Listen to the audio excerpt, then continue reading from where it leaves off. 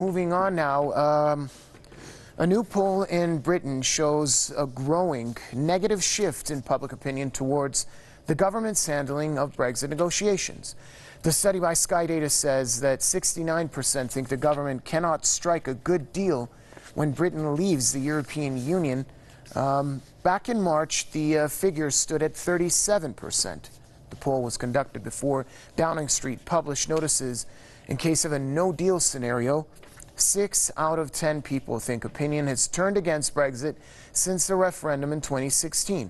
Over the past 2 years, there's been little progress in talks between London and Brussels. Many lawmakers fear that Britain will depart the EU in March next year with a bad deal or no agreement at all.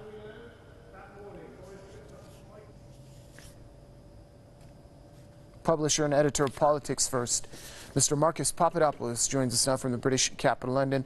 Sir, welcome to the program. A new poll in Britain is showing the negative trend of public opinion towards the government's handling of the Brexit negotiation. That, too, probably is also adding to the negativity with regards to the Brexit deal in its entirety.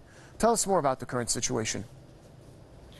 Well, the government's handling of Brexit has been nothing short of a fiasco, and that is not unsurprising given that Theresa May is not a strong Prime Minister. She's a weak Prime Minister. Her cabinet is divided. There is very little discipline in her cabinet.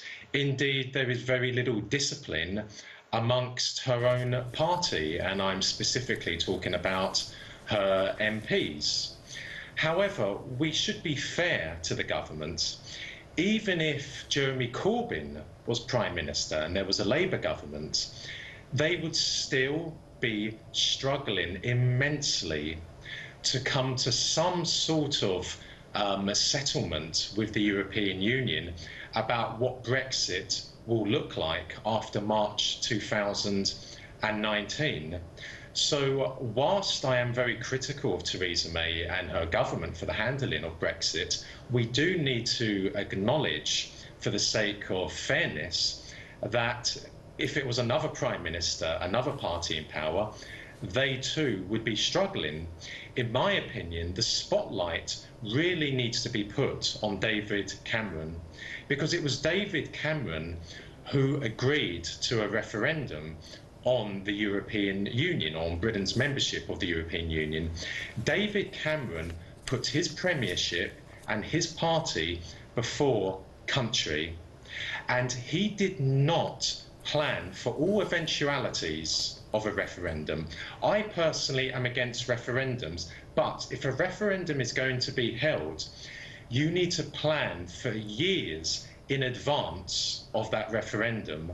So David Cameron should have been planning 5 years, in my opinion, previous 2016.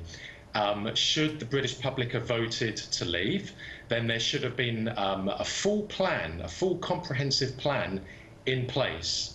And what sort of settlement there would be. Would Britain have access to the customs union? Would Britain be a member of the single market? But alas, David Cameron did not do that. So in my opinion, it is David Cameron who really should shoulder the blame for this fiasco which Britain is experiencing at the moment.